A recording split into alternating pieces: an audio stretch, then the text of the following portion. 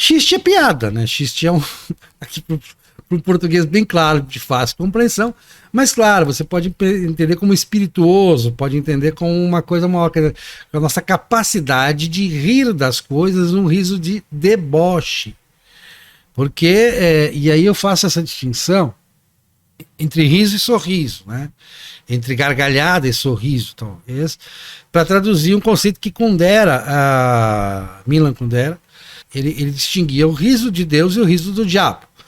O riso de Deus é o sorriso, aquela coisa do casal passeando na praia, tal, o casal apaixonado na lua de mel, passeando na praia e sorrindo, rindo das coisas, né? Como o universo é maravilhoso, como a vida é maravilhosa, como o amor é maravilhoso. Então, esse é o riso de Deus. O riso do maravilhar-se com a existência, com o universo e tudo mais, né? Eu gosto muito desse riso também. Eu sou de alguém que se maravilha, que se ilude, que seja, mas enfim.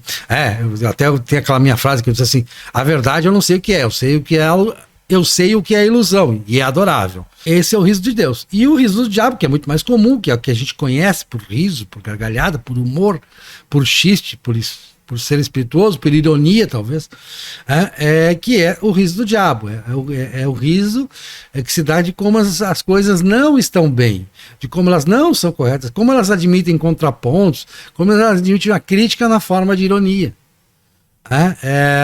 E isso eu encontro, quer dizer, quando você...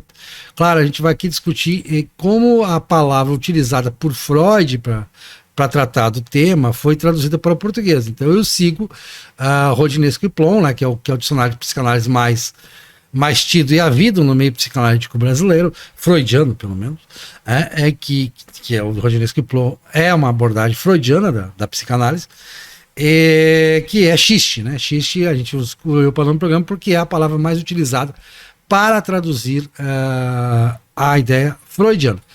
Que é basicamente a seguinte: diante da consciência de que vamos ter um fim, que é uma consciência trágica, diante do problema do Thanatos, né? Quer dizer, você diz que a sensação da dor, né? A paz resultante do fim, do não fazer, do não estar, do não ser, em contraposição ao princípio do prazer, que é repetitivo, como você já disse algumas outras vezes, mas enfim, são repetições que nos interessam, que nós buscamos elas. O xiste seria uma forma de desespero, ou de expressão desse desespero, de uma forma que nos conforta pelo alívio que se segue ao humor, à risada, e aí uma constatação. O Jerry Lewis, aquele humorista, escreveu sobre isso, e ele constatou, isso é uma constatação bastante presente até em termos de psicologia experimental, empírica, de que os humoristas são pessoas, em geral, muito tristes, muito melancólicas. Na média, eles são muito melancólicos. Porque quando você zomba de tudo, no fim você já passou, quer dizer, como se você elaborou a questão, elaborou o seu desespero, na forma do humor, na forma do xiste, na forma do riso do diabo, como queria Kundera, mas sobra muito pouco disso. E isso eu constato até pessoalmente. Eu sou uma pessoa muito xistosa, muito irônica, eu abuso até da ironia. Isso até às vezes me dá problemas, né? Porque realmente as pessoas não gostam da ironia, somente cometida contra elas, né? Então daí que elas não gostam mesmo, né? Nada mais cortante do que uma crítica irônica. É muito difícil de rebatê-la, porque já passou, já perdeu a discussão. É difícil contrapor a ironia, é o mais difícil. Eu constato isso por mim mesmo. Eu sou muito macambúzio, né, para usar a expressão que eu prefiro do Jerônimo Teixeira, né? Que não é dele, mas ele resgatou a expressão macambúzio, que eu acho de uma sonoridade interessante. Mas então eu acho que estão muito próximos. O xiste está muito próximo da melancolia. No fundo, ele está próximo, né? O humor. Porque as pessoas o humor exige um certo grau de inteligência. Isso está bem comprovado, né? Quanto maior o QI de uma pessoa, mais ela tende a poder elaborar um xiste melhor. a capacidade dela de produzir o contraponto chistoso, irônico, é maior. As pessoas de baixa capacidade intelectual, elas têm mais dificuldade de entender a piada, né? Então, de entender e de elaborar uma piada, né? De transformar isso numa piada. E elas querem viver bem com isso, porque também isso as preserva desse choque da realidade, né? Ou da forma de ver, claro, ponto de vista. A realidade é uma coisa muito empáfia dizer que está a se falar de realidade. Não está a se falar de realidade, está a se falar do que entendemos, do que enxergamos como realidade. Concordo com a tua tradução de xiste como piada, né? Eu até fui, por isso que eu botei os óculos ali, né? Fui conferir que em alemão é der Witz, e não sei o que, o inconsciente para ele. Vou botar os óculos de novo e vou ler aqui para ser momento erudito, né? A obra do Freud é Der Witz seine Beziehung zum Unbewussten. Acho que é alguma coisa como a piada e sua relação com o inconsciente, né? Essa é uma das poucas obras, aliás, de Freud que eu não li e eu acho que eu estou me guardando, eu estou deixando, que dizem que é muito divertido, né? E eu li várias outras coisas e não li essa obra. Eu vi muitas citações, né? É muito referida, mas eu nunca li. O inconsciente ele tem essa ideia de buscar a satisfação, né? Aquilo que é satisfação para o inconsciente pode ser chocante para a nossa identidade, ou seja, eu vejo aquilo que eu quero e conscientemente posso não concordar, não aceitar, né? Então, dá uma série de problemas de tradução grave entre mim e eu mesmo, né? Mas o xiste, eu vejo a essência dele como uma coisa bem mais simples e fundamental, que é mudar a perspectiva, né? Essa mudança de perspectiva dá uma sacudida na gente. E, de certa maneira, concordando em parte com a tua perspectiva de relação entre o xiste e a melancolia, né? Ou eu viria mais com o desespero, não com a melancolia. Então, o xiste é uma maneira de tornar o desespero, ou insuportável em geral, pode ser agradável demais, o insuportável, transformar o insuportável em insuportável por um distanciamento. Tu fizeste algumas publicações que tinham um jeitão meio melancólico recentemente nas mídias sociais, né? E aí eu até comentei que o exemplo mais acabado de xiste, numa situação de extremo desespero, é quando o Macbeth, né, recebe a notícia de que a mulher dele morreu, né? E aí ele já viu que a tal de floresta são os exércitos lá que vão matá-lo. Ele já sabe que perdeu, que vai morrer, né? E aí ele faz aquele famoso monólogo, o amanhã, o amanhã, o amanhã, blá, blá, blá, blá, blá. E, no fim, ele diz basicamente que a vida não tem sentido, é ridículo, é bobo. O que significa isso no contexto?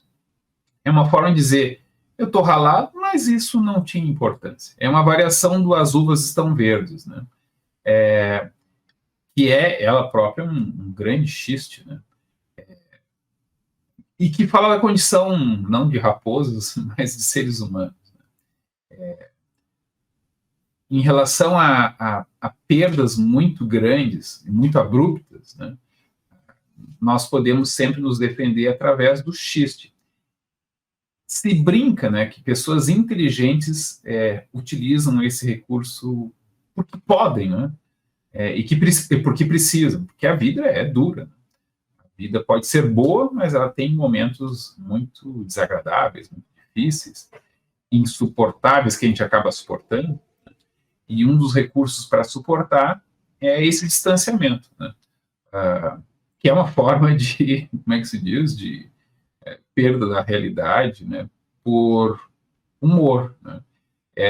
Tu transforma aquela situação triste ou insuportável, mesmo que agradável, em algo que é suportável pelo distanciamento, pela mudança de perspectiva, olhar de uma outra perspectiva, seja muito agradável, seja muito desagradável, tem um elemento de que o muito se torna insuportável. E aí a gente desliga, é como se caísse um disjuntor, né? A gente não tem como lidar com, além de certo grau de estímulo. O xiste, ele permite, e isso é notável em relação ao desagradável, e o próprio agradável e insuportável é uma forma de desagradável, né? O xiste permite se distanciar. Tem uma expressão que agora não me lembro direito dela, alguma coisa como o mundo é muito sofrido, né, para quem sente muito, e ele é muito engraçado para quem pensa, né? E o lado tragicômico é um pouco a capacidade, talvez, de encarar situações trágicas, que terminam mal, de uma perspectiva um pouquinho diferente, né? Até tem um conto não, aqueles ditados atribuídos ao sábio chinês, né? Acontece tal coisa, que ruim, né? E o cara diz, será que é ruim, né? Aí, em consequência daquilo, acontece outra coisa, que bom, será que é bom? Em consequência dessa outra coisa, acontece outra coisa ruim, e assim por diante. A ideia aqui é dizer, olha, se tu não conhece a história toda, o desenrolar todo, tu não tem como dizer se isso é bom ou se isso é ruim. Aquelas histórias. O cara aí teve um acidente e perdeu a perna. Mas aí, por conta disso, ele leu mais e se transformou em um grande escritor. Mas, por conta disso, acabou chamando a atenção da política e foi condenado à morte. Mas, por conta disso, e assim por diante, né? Essa seria uma variação, sei lá, mais ocidental dessa história do sábio chinês que questiona, será que isso foi bom, será que isso foi ruim? O xiste, a piada, a brincadeira, né, ela tenta dar uma outra possibilidade de interpretação, que às vezes é absurda, né? O próprio absurdo é uma forma de piada, de brincadeira, de xiste, né? Encarar de uma outra maneira pode ser escapismo, pode ser uma questão de sobrevivência, então, nesse caso, o escapismo como direito fundamental, talvez, né? Eu, particularmente, muitas vezes eu me pergunto, será que eu estou deixando de sentir aquilo que é importante nisso, por ter uma perspectiva muito humorística ou irônica, né? Eu discordo que as pessoas fiquem bravas com a ironia, porque se é ironia, elas não entendem, né? A ironia, eu costumo distinguir ironia de sarcasmo, que no sarcasmo tu deixa a pessoa notar que tu tá zombando dela. Na ironia, tu zomba para ti mesmo, ou para uma outra pessoa que está vendo e que vai entender. Mas a ironia, para mim, a definição de ironia é aquilo que tu zomba da pessoa sem que ela tenha condições de entender. Talvez é mais sutil, né? É mais sutil. Ela só é ironia se ela for sutil a ponto de a vítima da ironia não perceber. Se é possível para a vítima da ironia perceber, o objetivo é que ela perceba e fique brava, aí não é ironia, aí é sarcasmo. Essas pessoas que fazem o xiste o tempo todo, ou que fazem com frequência, são xistosos. Os xistosos nós temos como pessoas bem-humoradas. Mas isso é uma meia-verdade, né? A história do tiozão, né? Da piada, né? O tiozão pra ver, pra comer e tal, aquela coisa. O tiozão ele geralmente é identificado como um tipo xistoso. Mas nós sabemos que o nosso tiozão, como qualquer outro tiozão, na verdade ele é muito enfesado quando se trata de debater os temas a sério. Né? Então ele também tem suas reclamações reais e que não envolve, que são críticas diretas e não irônicas nem sarcásticas. Não é bom humor, mas é também um exercício de distanciamento, como você bem colocou, né? E também uma forma de que não dá para levar tudo a sério o tempo todo. É muito custoso É muito chato, na verdade, você levar tudo a sério o tempo todo. Interpretar tudo a sério o tempo todo. Então, eu acho que nesse sentido ele é uma fuga e tal, aquela história de que as pessoas dizem, né? Diante de uma situação de extremo perigo, de extrema situação extrema, tem gente que ri em vez de um acidente, uma coisa, tem gente que ri em vez de chorar. Ou ri a primeira resposta, ou a segunda, ou depois que você chora muito numa tragédia, também você tende a estar mais predisposto ao riso. Todas essas questões podem levar, mas levam ao que você bem definiu. Que no fundo é desespero. E essa é a perspectiva freudiana, né? Uma saída para, uma porta de saída para o desespero. Ou uma atitude diante do desespero. Uma outra perspectiva em relação aí especificamente ao riso, né? Que tu mencionaste agora. O riso, ele etologicamente, assim, na origem dos comportamentos animais, né? Ele tem muito a ver com, em animais sociais, pelo menos, ou relativamente sociais, como cachorros, né? Ou chimpanzés, né? É uma atitude de submissão. Então, aquele riso, né? O cachorro, assim, quando ele faz uma careta assim, ele mostra os dentes, assim, tipo. E em primatas, você observa também que a voz sai mais aguda quando tu abre muito aqui, faz essa careta. Então, essa atitude faz uma voz mais fininha, mais infantil, de maior submissão. Então, rir, né, é uma forma que, ao mesmo tempo, a gente extravasa, a gente se diverte, a gente não consegue evitar. E a origem disso, não quer dizer que essa seja a essência, né? Mas a origem disso pode ser uma expressão de submissão. Então, em uma situação social, alguém diz, vou te bater agora, né? E a pessoa faz se quiser, né? E aí, eu, ao sorrir, mas nem precisa, né? Eu já estou entregue, né? E aí, vários gestos, né, têm origens de submissão. O famoso rezar, né, tem essa mesma origem de se entregar para amarrar as mãos, né? Mas, diante de forças muito maiores do que as nossas, muitas vezes o que sobra, talvez, fazendo aqui uma extrapolação gigante, né, o que sobra é se submeter, né? Tu diz que as pessoas, os humoristas são pessoas melancólicas. Duas hipóteses, né? As pessoas que acabam se especializando no humor são pessoas que tiveram grandes revés ou que, sem grandes revés, sofreram demais com os pequenos revés que tiveram, né?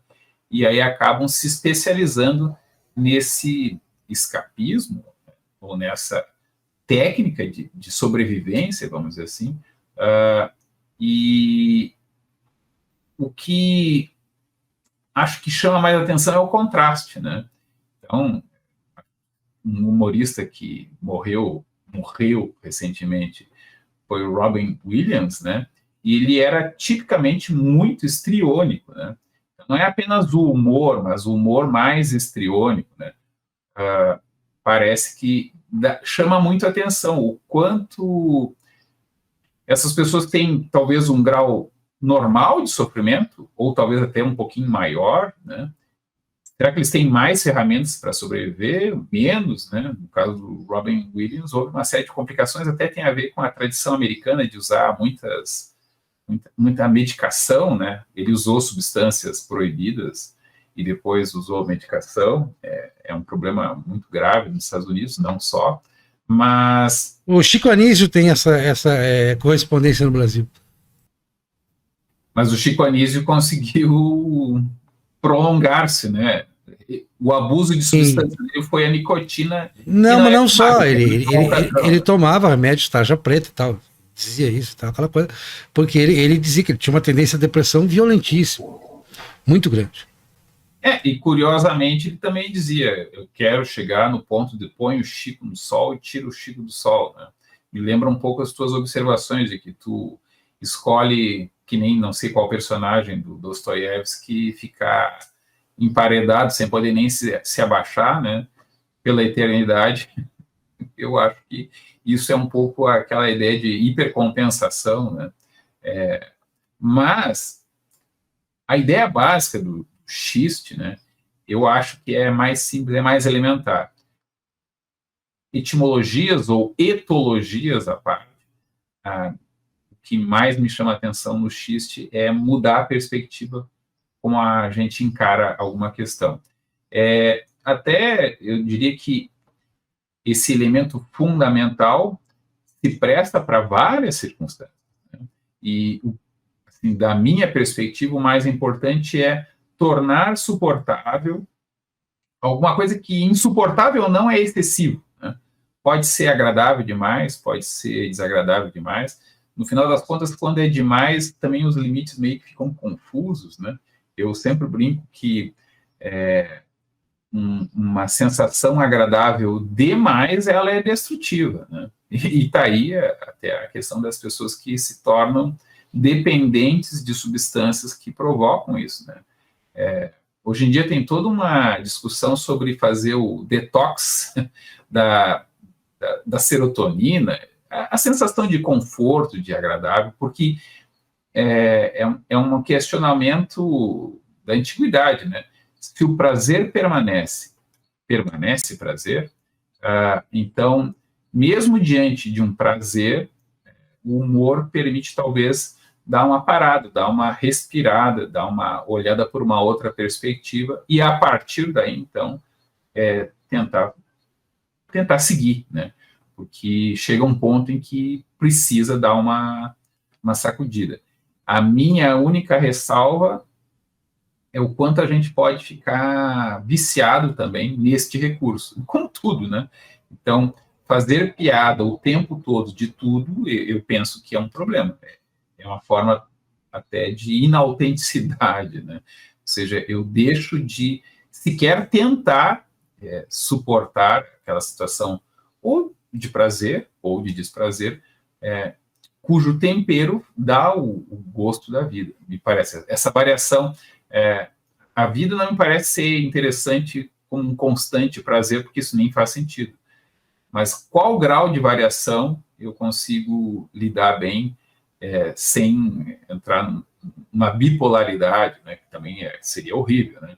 Mas o quanto eu consigo ficar ali no termo médio, no ponto de equilíbrio, no meio termo da virtude, digamos assim. Eu tento buscar isso, não sei se eu sou muito bem sucedido, mas, de modo geral, as pessoas dizem que eu estou sempre igual, o que me preocupa, porque eu não me sinto assim. Mas, para mim, a piada é muito importante, né?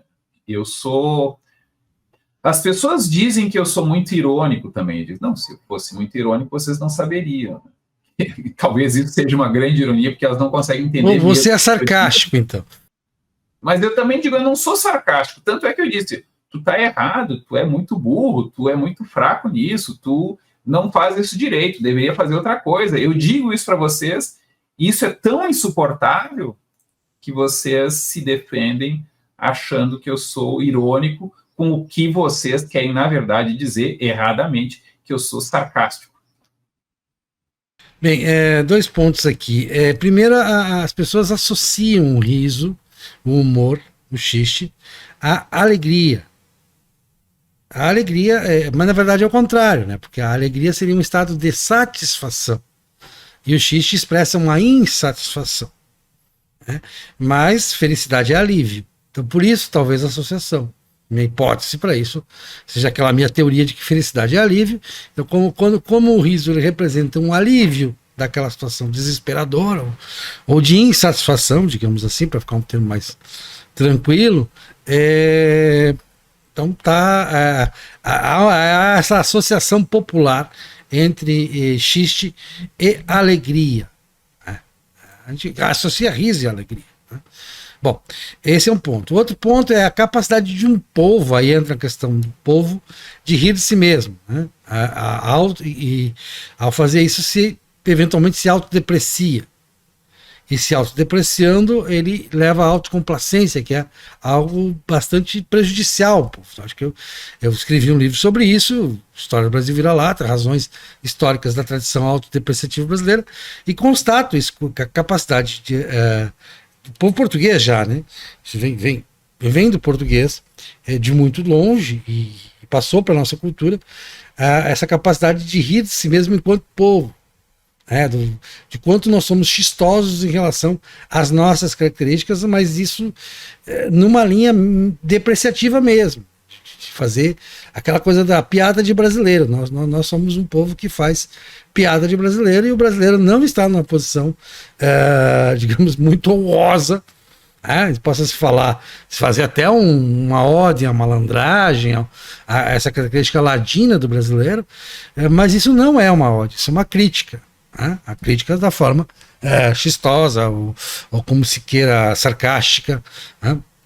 O problema disso, não tem problema maior nisso. É lindo você rir de si mesmo, até em termos pessoais é muito interessante você rir de si mesmo. Em termos pessoais na interpessoalidade é interessante, tá? Porque você não se leva tão a sério. Mas em termos de povo isso pode ter consequências negativas do ponto de vista prático. Se você fica autocomplacente, evidentemente que você vai produzir menos. Temos um outro problema presente, em função do politicamente correto, que o politicamente correto limitou extremamente o campo que você pode utilizar do humor, né? O sarcasmo, a ironia, o humor, a piada em si. A piada ficou extremamente limitada. É só a gente pensar Caceta e Planeta, por exemplo, ou Os Trapalhões, de pensar 20 anos atrás, 40 anos atrás, na televisão brasileira, 90% do humor feito ali hoje é da cadeia, né? Hoje é completamente inadmissível, politicamente correto, conseguiu censurar absurdamente, absolutamente, com base num excesso de sensibilidade. E isso me lembra as primeiras sociedades dos povos germânicos, quando os germânicos ainda eram tribos e eram muito jovens na média. Porque eles tinham uma mortalidade muito alta, eles mal conseguiam equilibrar a população, tão alta era a mortalidade entre as primeiras tribos germânicas, aquelas tribos que são descritas pelos romanos, godos, visigodos, francos, enfim, as tribos germânicas. E eles consideravam a pior coisa, o pior crime que você pudesse cometer, não o homicídio, não forçar isso, aquilo, mas ironizá-los, ou ser sarcástico com alguém, ou diminuir alguém, zombar de alguém, era o maior crime que você podia cometer. Eles eram muito sensíveis a isso. E a interpretação histórica disso, dos historiadores, Norbert Elias e tantos outros, principalmente Duby, Arrier, é de que isso era a infância dos povos, era a infância do povo germânico, e uma população muito jovem tende a ser a mais sensível, hipersensível.